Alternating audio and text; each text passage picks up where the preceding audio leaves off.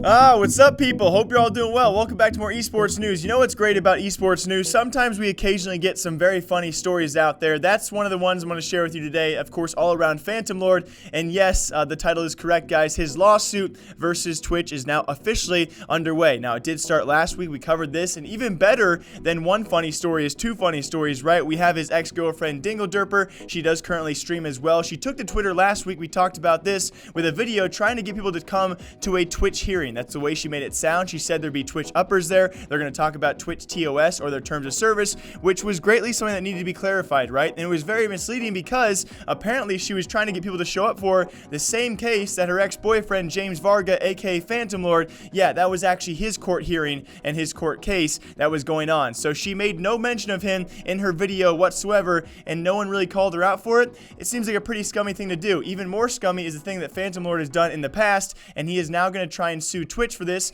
and Twitch is now also counter-suing him. And exactly the funniest part about all of this, guys, what's the best part? Three funny stories all in one. It seems that PhantomL0rd is going to try and charge damages up to $35 million against Twitch. Here's the clip.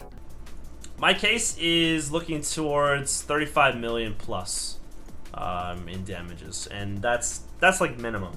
It could go beyond that. The industry, gaming, streaming right now is so big, it's bigger than it's ever been. But more importantly, brought to us by Decerto, other sources as well, guys, have now clarified there was actually a clause in that contract between Twitch and PhantomL0rd, which is also being argued as well. That clause, apparently, if enforced, would allow both parties, if they sued each other, to only charge a fine of up to $50,000. Now, it's very important because, as PhantomL0rd just stated, he wants to charge them for more than $50,000, you know, $35 million, quite a bit more. So if that clause is actually enforceable, we could see Twitch actually settle out of court here, guys, for $50,000. They pay PhantomL0rd, yes, 50 grand. It does suck, but they avoid the weeks or possible months of court hearings that would proceed for the following. So the most important part is if that clause saying they could not sue each other for more than $50,000, if it's not enforceable, well, then we could have some issues here of this PhantomL0rd versus Twitch lawsuit. Alongside that, PhantomL0rd does state about that clause, he was actually not properly allowed to review his contract. It was not aware that clause was there in the first place, while Twitch does argue, hey, it's not our fault. They did not review the contract in the first place. So if this clause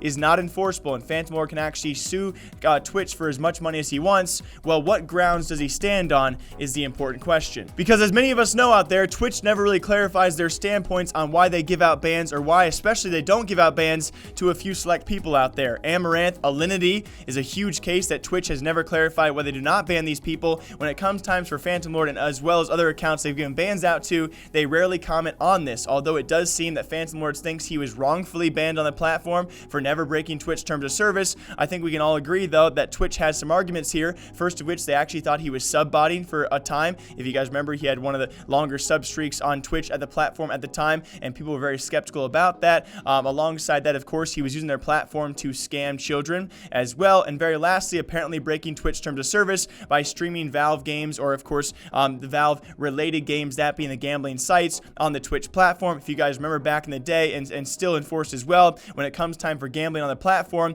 or at least the clarified rule back in the day was you actually had to play and then gamble and then play. You had to play a lot more than you actually were gambling. I think you could not gamble more than 30 minutes at a time. So apparently PhantomL0rd could have broken that Twitch terms of service as well. Alongside the main point here is, guys, that everyone knows, Twitch knows, although it might not be taken to court the right way. Of course, that proceeding around PhantomL0rd, who apparently got away with what he did with CSGO Shuffle, besides the fact everyone knows he used Twitch to scam kids.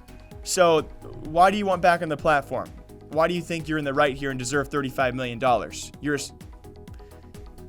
a scumbag. So we got PhantomL0rd, guys, a guy that all of us know was scamming people back in the day. We have his ex-girlfriend, Dingledurper, trying to mislead people to the court hearing to show some support for PhantomL0rd or for her. I'm not really sure where that really comes into play here and why she did it the way she did. On top of that, now we do have Twitch suing PhantomL0rd, counter-suing, I should say, and of course James Varga, aka PhantomL0rd, suing Twitch, and he wants damages of up to $35 million for apparently wrongfully being banned on Twitch for now over 600 days.